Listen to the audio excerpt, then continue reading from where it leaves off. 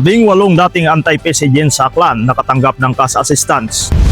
Isinagawa ang pamamahagi ng ayuda nitong Miyerkules, Hulyo 8, 2026 sa covered court ng Istansya, Kalibo, Aklan. Nakatanggap ng tiga 5,000 na cash assistance ang 18 dating anti-PCGN sa lalawigan ng Aklan sa pamamagitan ng Provincial Social Welfare and Development Office o PSWDO Aklan at tuwang Aklan Provincial Treasurer's Office. Ang mga benepisyaryo ay kabilang sa mga individual na formal na nag-withdraw ng kanilang suporta sa mga gawaing nagtataguyod ng karahasan at terorismo sa isinagawang withdrawal of support ceremony noong Pebrero 2026. Ang naturang cash assistance ay bahagi ng patuloy na reintegration program ng pamahalaan upang matulungan silang makapagsimulang muli, makapagbagong buhay at maging katuwang sa pagpapanatili ng kapayapaan at kaunlaran sa lalawigan ng Aklan.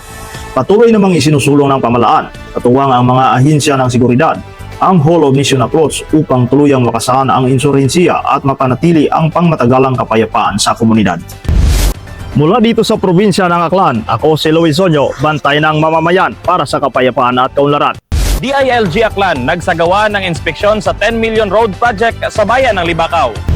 Nagsagawa ng joint field inspection at monitoring ang Department of Interior and Local Government o DILG Aklan, katuwang ang Municipal Engineering Office ng LGU Libakaw sa ipapatayong 10 milyong pesos na kalsada sa Barangay Manika sa ilalim ng Fiscal Year 2026 Local Government Support Fund Support to Barangay Development Program. Layunin ng inspeksyon na tiyakin ang kahandaan ng proyekto para sa implementasyon at masiguro ang pagsunod nito sa mga itinakdang technical at program requirements.